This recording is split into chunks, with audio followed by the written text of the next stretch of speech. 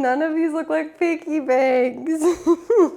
It's just a weird shape with points on it. How do I turn some leftover pork in a can of soup into a filling meal that's easy on the pocketbook? Betty Crocker's answer, Piggybank Pork Bake.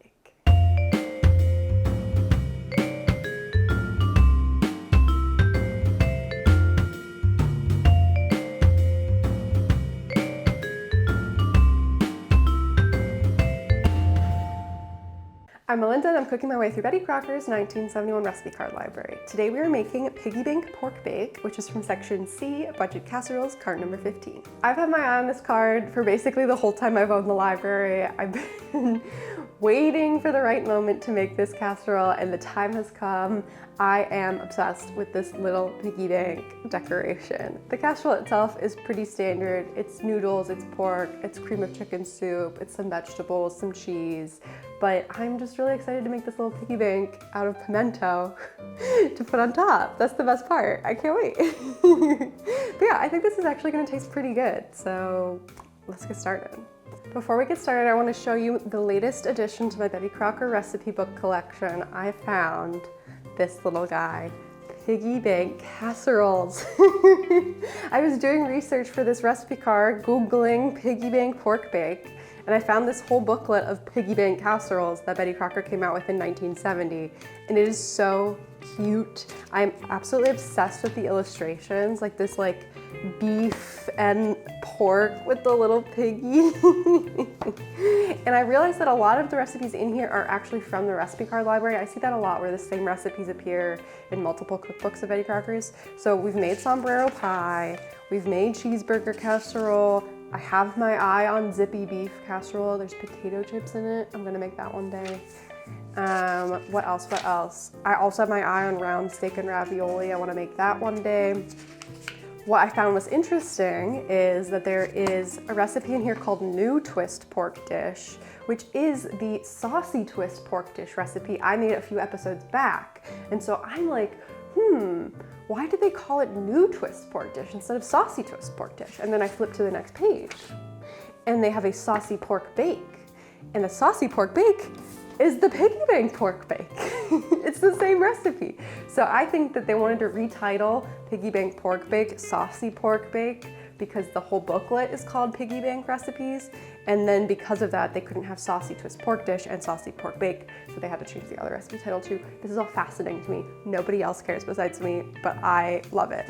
There's also Dinner in a Dish, which we literally just made on this channel a few episodes ago. So I love to see, our old faves in here. Oh, under the deli meat section, there's bologna biscuits with vegetables. We've made that one as well.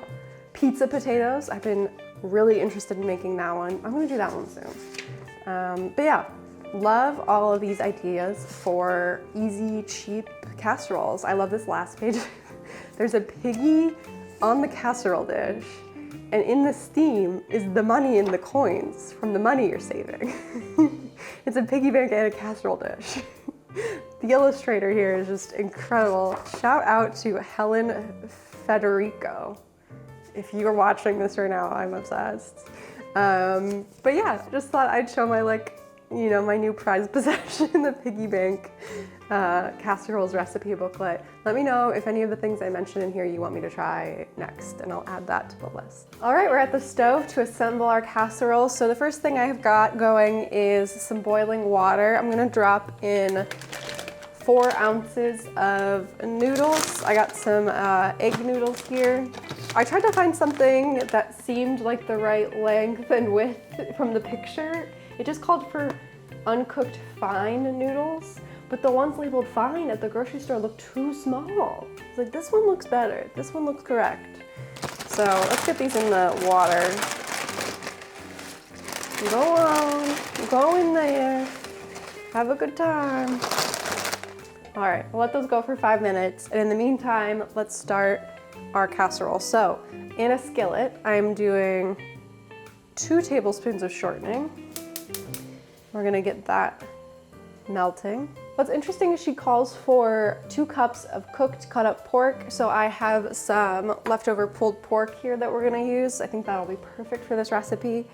And we're gonna saute it in the skillet until brown. So I guess we're reheating the pork, getting it kind of up to temp, and then browning it a little bit more, getting some crispiness to it, and then we're gonna drain the fat. But I just think it's interesting that we're like putting all this fat into the pan just to have to drain it to cook something that's already been cooked. But I don't know, we're going for it. We're doing it. Saute this leftover pork. All right, our meat has some nice brown bits to it, and our noodles are done cooking. So what do we do now? Stir in noodles, soup, corn. Okay, let's start with the noodles. Let's put our noodles in. Now we're gonna go in with a can of cream of chicken soup. Interesting that we're doing chicken and pork. I know that it probably don't make a cream of pork soup. But you know, we could have gone with celery, cream of mushroom. There's other options. This is really the heart of the casserole, is this can of soup. Okay, so now I'm putting in the can of corn. She says that you should use the corn and the liquid. However, I only need half a can, so I don't know how I'm gonna judge half the liquid, but I'm just gonna pour some in. Just gonna go like that. We needed that liquid in there. Okay, so same thing, we need half of this can of pimento. You only need 2 ounces, and she says, and the liquid from the pimento. So I'm just gonna put a little liquid in, some pimento in, kind of eyeball half. Finally, we have some bell pepper, some green bell pepper going in. And then we have some cheese. And we need 4 ounces of cheese, which is about half this bag. And I guess I'm just gonna stir it together. You know, it's coming together. It's quite colorful. This might be the most colorful casserole we've made yet. I think this looks pretty well combined, so let's go over to the table and put it in our casserole dish and get it ready to bake. All right, so let's go ahead and get this in our casserole dish. We have an ungreased 1-quart casserole dish here. I don't know if this will fit in here. This looks like more than a quart. But I also eyeballed half the ingredients, so it makes sense why I maybe have more than a quart going on here. But let's see what happens. Oh, it might fit. Oh, it might be perfect. There are a lot of smells happening all at once. I'm smelling the cheddar cheese, I'm smelling the peppers, I'm smelling the chicken, cream of chicken soup, I'm smelling the corn. Yeah, lots going on. Ha-ha! All right, this is gonna go in a 375-degree oven for 45 minutes. How did a children's book illustrator, a chemist, and a wholesale vegetable vendor start a soup empire? Well, in 1869, Joseph Campbell, a vegetable vendor, started a successful company selling ready-to-eat beefsteak tomato soup. After Campbell's retirement, Arthur Dorrance took over and asked his nephew, chemist John T. Dorrance, to join him. In 1897, John perfected the process for shelf-stable condensed soups, a product designed originally for the restaurant industry, small enough to ship and store in bulk. Little did he know that this invention would be helpful to housewives everywhere. One of the most iconic marketing schemes of the 20th century was the Campbell's soup kits, which I fell in love with while researching Campbell's advertisements. Born in 1904, they were drawn by children's book illustrator Grace Dayton. They were originally for a series of streetcar ads. These characters became popular almost immediately, leading to the production of dolls, cookbooks, cards, plates, t-shirts, and more. See, these plump toddlers represented the era's perception of health and wholesomeness. They provided a message of loyalty, both to brand and to country. You can see this through the soup kids playing roles, including farmers, army doctors during wartime, athletes training for the Winter Olympics. Meanwhile, in 1941, the Campbell test kitchens opened, with home economists developing recipes using condensed soups, many of which would become classics, like the green bean casserole. We use a ton of condensed soups on this channel, thanks to the home economists who promoted the use of them in the 20th century. So let's see how this cream of chicken soup enhances our casserole today.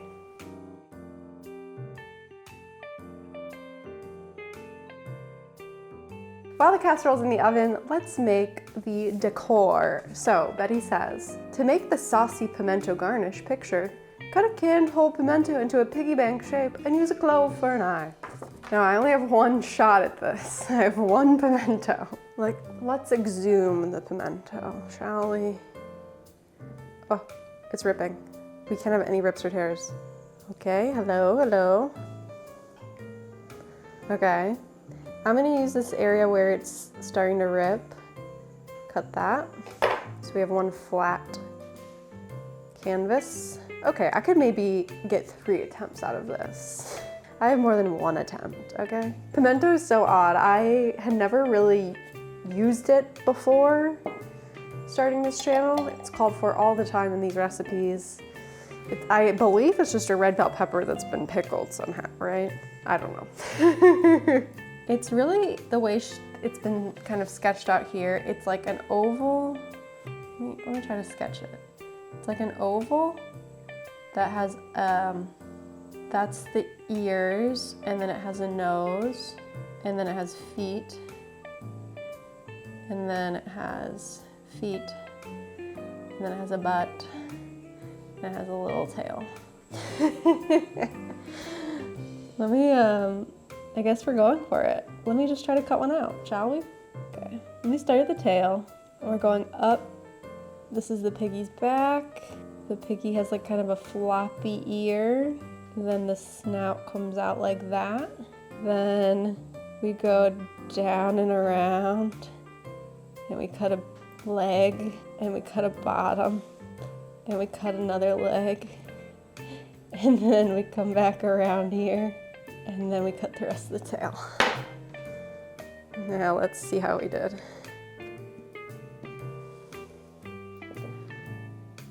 Is that a pig? Is this a pig? I don't know what it is. I mean, it has the same shapes. I don't know, I feel like a piggy bank, the ear shouldn't go forward, it should go up.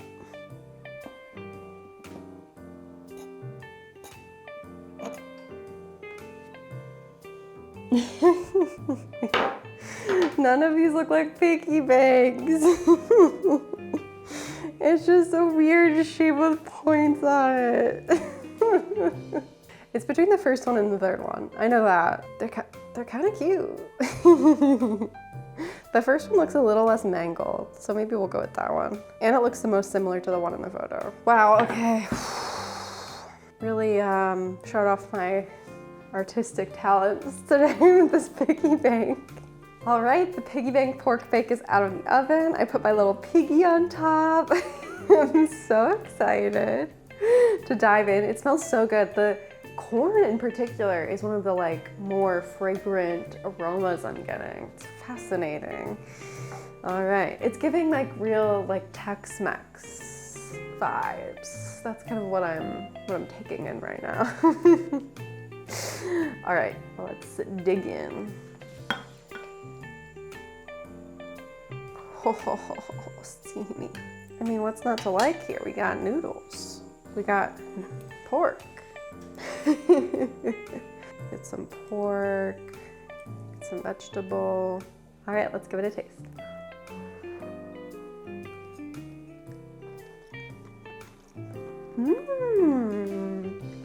It's hot. Oh, it's hot. Okay, wow. It's like giving mac and cheese vibes in a way. It's like super creamy, ooey gooey cheesy noodles. But then I love having the bites of pork, the corn and the peppers. Ooh. Wow, this is incredible. This is really good. The corn and the peppers are just like a perfect flavor combination. It really is giving kind of like Tex-Mex vibes, like cowboy caviar, succotash, that kind of thing. There's like the ooey gooey noodles, but then the top noodles are kind of crispy and the pork is crispy. So it's a really like nice balance of textures. Yeah, this is really good. I'm really glad that we sauteed the pork a little bit too, so that it did have kind of some crispiness to it. Wow, wow, wow, wow. This is so good, I can't stop eating it. Whoa. Whoa, whoa, whoa, whoa, whoa. So good. This is the best casserole I've made on this channel. Maybe ever? I'm trying to think of a casserole that was better than this. Can't name one. Wow, wow, wow, wow. Okay, Piggybank Pork Bake. Can you believe this is one of the best things I've ever made on this channel? It tastes so good. I've had my eye on this since I got the library, since I started this channel 3 years ago. This was going to be one of the first few recipes I ever made. And then for some reason, it got kind of like kicked down the road. I pushed it down further on the to-do list. And I don't know why, because it's incredible. I wish I had not spent the last 3 years of my life not knowing that this recipe existed. Because it's like, you know, it's great. It's great. I love it. It was just like the perfect combination of ingredients, very flavorful, great texture. Like I feel like some of the casseroles in this card library can be a little bit bland or a little bit goopy, but this was great. It, like I said, almost was like a mac and cheese almost. I love the pork in there. Just a really, really solid casserole recipe and like very emblematic of the casserole era, I think.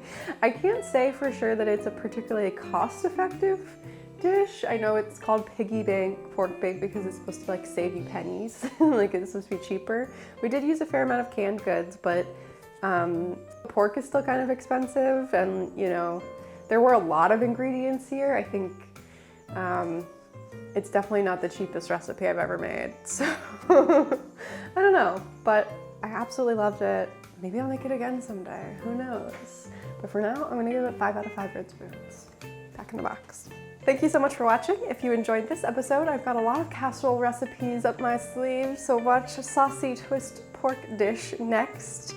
Give this video a thumbs up, subscribe to my channel if you aren't already, and until next time, happy homemaking.